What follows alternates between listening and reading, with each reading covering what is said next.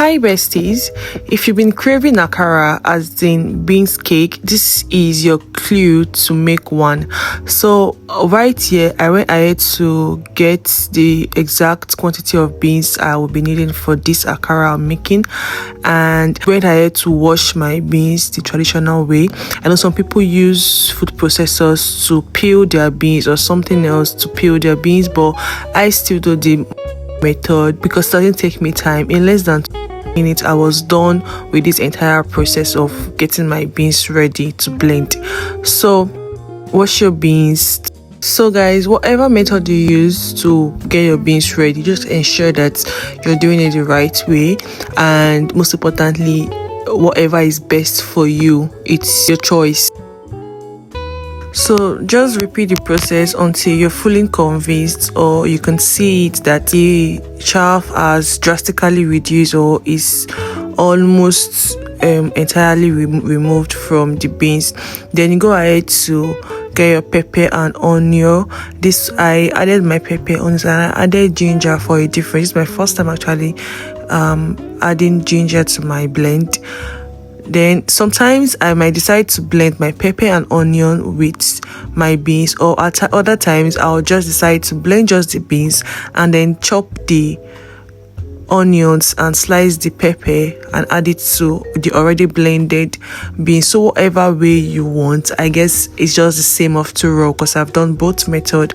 So, and I would like to add that adding ginger to it actually gave it a different taste this time around. I'm at this stage of my life where I'm loving to add ginger and garlic to my food, and aside the health benefits, most importantly the health benefit, but aside that, it gives this unique flavor which I'm gradually loving at this stage of my life. So I went ahead to add my beans, pepper, onion and ginger to my blender with very little amount of water. Yeah, this has been my trick for over the years now.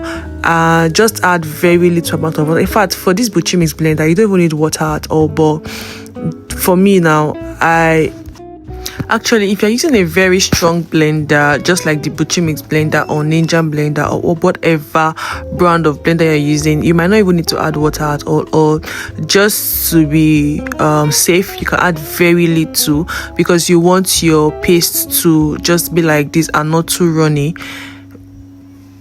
Then you go ahead to mix your blended beans and pepper mixture. Just go ahead to mix it together for probably 2 minutes and ensure that they are all well combined. This will also help to form a texture when you want to start frying, to help it to hold better. At this point I've seen so many people going with egg, but I've never tried that. I was tempted to try it here, but probably I'll try it later on and tell you and film it, and we'll see how it goes, comparing both the one with the egg and without the egg. So people add that to also make it firm and give it some bit of hold or texture. You can go ahead and try that and let me know how it went for you. If you've tried it before, you can also let me know in the comment section how you turned out for you. Go ahead to add in your oil into the pan and ensure that you are not minimizing on the quantity of oil you're adding, because you need to deep fry your akara to ensure that it doesn't take up too much oil.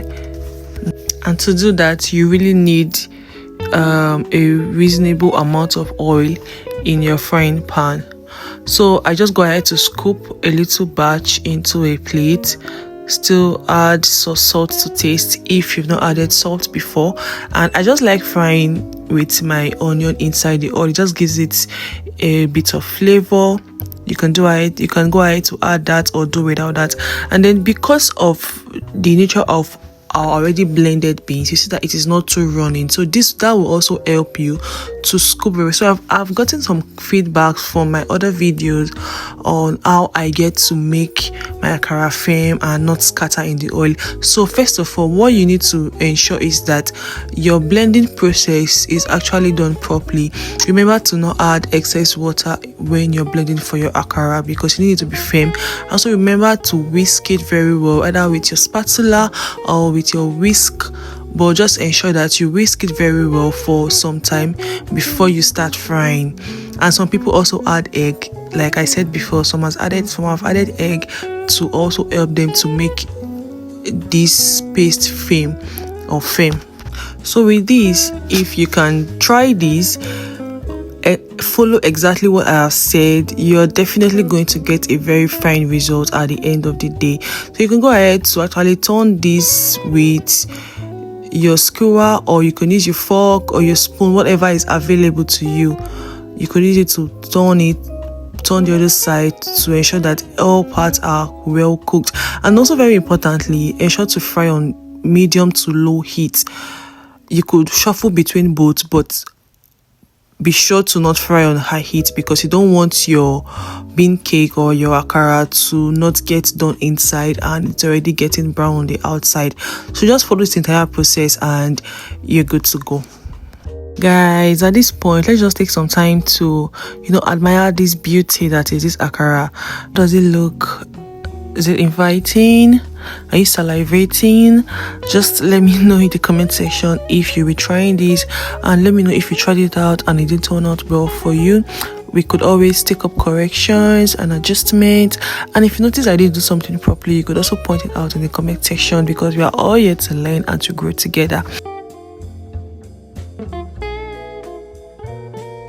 So this is just me opening up to show you how it looked on the inside, and it looked really good and it tasted really good.